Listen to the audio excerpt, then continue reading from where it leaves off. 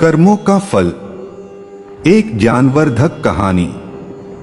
एक दुकानदार था। उसका मांस बेचने का कारोबार था। वह लोगों को ताजा कटा मांस बेचा करता। इस तरह वह अपना और अपने परिवार का पालन पोषण करता था। एक दिन उस मांस के व्यापारी की दुकान के आगे से एक संत गुजर रहे थे। उन्होंने उस व्यापारी की दुकान की तरफ देखा तो वह तुरंत वहां गए। उन्होंने व्यापारी से कहा, तुम ये क्या कर रहे हो? तुम पाक की हो ठाकुर से मांस तुलवा रहे हो। उस संत की बात उस दुकानदार की समझ में नहीं आई और वह बोला, मांस तो मैं तौल रहा हूं, फिर ठाकुर कहां से दिखा दे गए तुम्हें? दुकानदार की इस बात पर संत ने कहा, देखो तुमने मांस तौलने के बाट की जगह सालिग्राम जी को रख रखा है। तुम सालिग्राम जी से मांस तौल रहे हो। यह बात सुनकर दुकानदार हैरान रह गया कि यह तो मैं पत्थर समझकर उठा लाया था। मुझे पत्थर ही लग रहा था। यह सालिग्राम है, इस बात की समझ मुझ जैसे अज्ञानी को कैसे होती भला? उस दुकानदार की आंखों से अश्रु बहने लगे और संत के पैर में गिरकर अपना पश्चाताप करने लगा। संत ने कहा, यह सालिग्राम को गंगा जल से धोकर मंदिर में पधरा आओ और प्रभु से माफी मांग लेना। संत के जाने के बाद उस दुकानदार ने स्नान करके सालिग्राम जी को गंगा में स्नान करवाकर मंदिर के प्रांगण में रख दिया। खुद भगवान से प्रार्थना करके माफी मांगने लगे। हे प्रभु, मैंने अज्ञानतावश आपसे मांस तुलवा लिया, इसलिए आप मुझे जो सजा देंगे मुझे मंजूर होगी। वह दुकानदार यह सोचकर कि वह कितना मूर्ख है कि भगवान से ना जाने कितने सालों से मांस तुलवाता रहा और प्रभु कितने दयालु है कि उसके घोर अपराध करने के बाद भी उसे वह उसके परिवार के भरण पोषण करते रहे।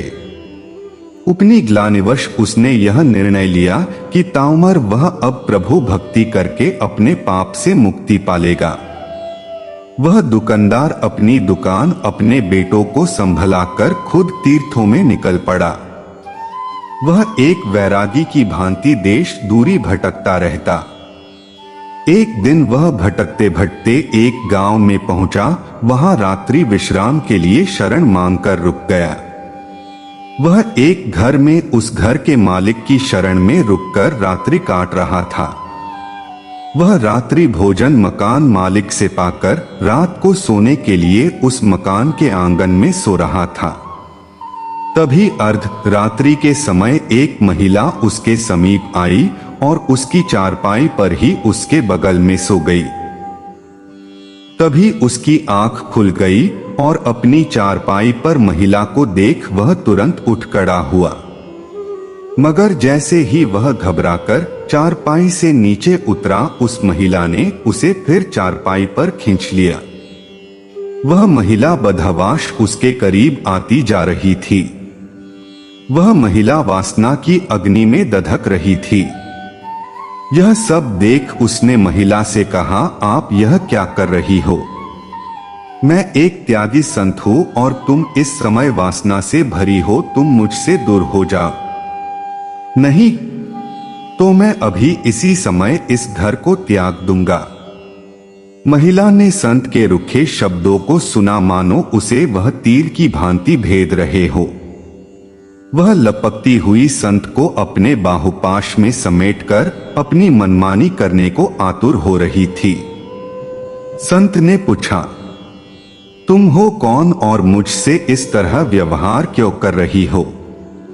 तब वह महिला बोली, तुम जिस घर में ठहरे हो यह घर मेरा है। मैं इस घर की मालकिन हूं। वह व्यक्ति जिसने तुम्हें रात्रि विश्राम के लिए शरण दी वह मेरा पति है। तब तो संत बोले, ठीक है, तुम्हारे पति घर में सो रहे हैं, तुम्हें उनके पास जाना चाहिए। तब वह महिला बोली, तुम जब मेरे घर पर शरण के लिए आए थे तब मैंने तुम्हें देखा, तुम्हारे रुपयोवन की मैं दीवानी हुई जा रही थी। तुम्हें पाने की लालसा में मैंने यह बीते कुछ पल बहुत मुश्किल से गुजारे।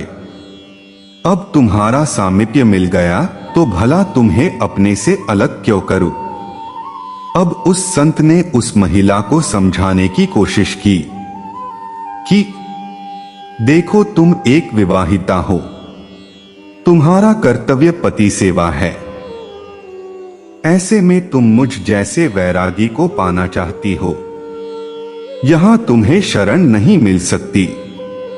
तुम्हारी जगह अपने पति के पास है, जाओ, लौट जाओ अपने पति के पास।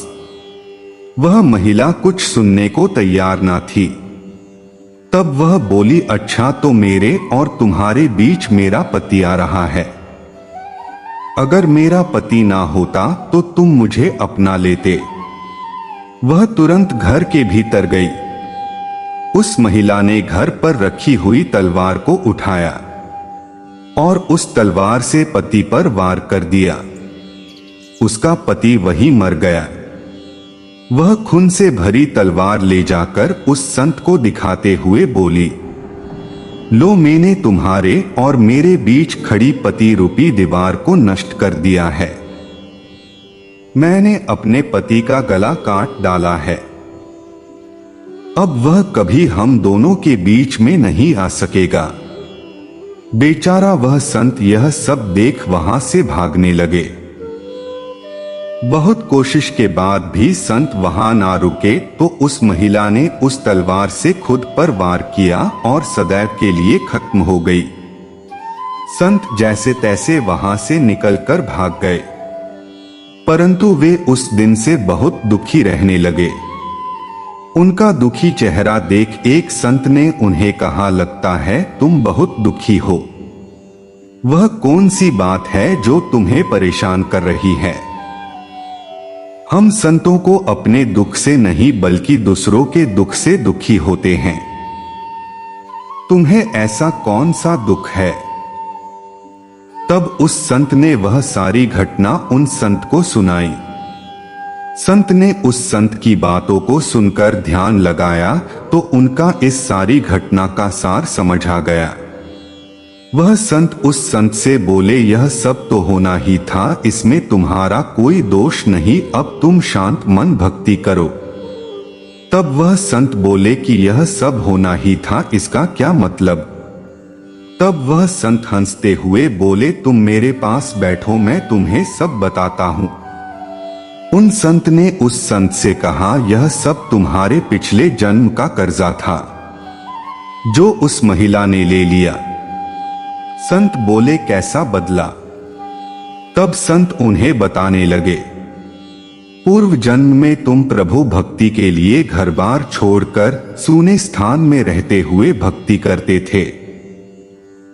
एक दिन जब तुम ध्यानमग्न होकर प्रभु भक्ति कर रहे थे, तभी वहां से एक गाय भागते हुई आई। तुमने गाय को देखा, चुप रहे। उस गाय को एक कसाई पकड़ना चाहता था। गाय उस कसाई से बचती हुई भागती हुई वहां आई थी। गाय तुमसे अपने बचाव की उम्मीद से देखने लगी, मगर तुमने भक्तिवश उस पर ध्यान नहीं दिया। तो वह डरती हुई कहीं और जाकर अपना बचाव करना चाहती थी। तब वह वहां से चली गई। तभी उसके पीछे पीछे भागता वह कसाई तुम्हारे सामने हाथ में तलवार लिए आया। तुम जिस स्थान पर बैठे थे वह ठीक चौराहे पर बना हुआ था। वहां से 4 मार्ग निकलते थे, इसलिए कसाई वहां रुका। उसे समझ नहीं आ रहा था कि वह गाय कहाँ गई। चारों तरफ नजर दौड़ाकर वह कसाई तुम्हारे पास आया और तुमसे उस गाय के बारे में पूछा कि तुमने किसी गाय को यहां से भागते हुए देखा है। तुमने उस कसाई की तरफ देखे बिना बंद आंखों से ही उस रास्ते की तरफ हाथ कर दिया जहां वह गाय भाग कर गई थी। वह कसाई तुम्हारे इशारे को देख उसी रास्ते पर चला गया जहां वह गाय भागती हुई गई थी, और उस गाय को कसाई ने अपनी तलवार से मार दिया था। अब वह संत हैरान होकर उन संत से बोले, उस गाय व कसाई से मेरी इस घटना का क्या संबंध? तब संत हंसते हुए बोले, हाँ, उस घटना से ही तुम्हारी इस घटना का संबंध है। क्या तुम जानते हो वह मकान मालिक व उसकी पत्नी पूर्व जन्म में कौन थे? अब वह संत आश्चर्यचकित होकर देखने लगे। संत ने उन्हें आगे बताना शुरू किया। वह मकान मालिक था जिसने तुम्हें रात्रि विश्राम के लिए शरण दी थी। यह पूर्व जन्म में एक कसाई था। वो एक कसाई था जिसको तुमने गाय का मार्ग बताया था। इसी तरह उस मकान मालिक की पत्नी वही गाय थी जिसका उस कसाई ने कत्ल किया था। वह गाय जब शिकारी द्वारा काटी जा रही थी तभी वह मन ही मन तुम दोनों से बैर भाव रख लिया था। बस उस बदले की आग में दूसरे जन्म में उस कसाई से बदला ले लिया। उसने उस कसाई जो उसका इस जन्म में पति था उसी तरह तलवार से मार दिया जैसे उस कसाई ने गाय को तलवार से काटा था। तुमने कसाई को उसका मार्ग बताया, इसलिए वह तुमसे इस तरह व्यवहार कर रही थी। यह सब जन्मों के खेल किसकी समझ में आते हैं? इंसान अपने बुने जाल में ही खुद उलझा रहता है और हमेशा यही कि मैं दुखी हूं, दुख का रोना रोते रहते हैं। दुख सुख हमारे अपने पूर्व के जन्मों में बोए गए बीज है जो इस जन्म में आकर काटते हैं। रे मन अधीर ना हो, ना दुख सदा रहा, ना सुख सदा रहेगा। दुख के बाद ही तो सुख आता है और सुख के पीछे दुख भी छुप कर बैठा होता है जो हमें अहंकारवश नजर नहीं आता। ना दुख में मुरझाना बाबरे, ना सुख में मतवाला बनना। सब नियति के हाथ है। सुख दुख मौसम है, आते जाते रहते हैं।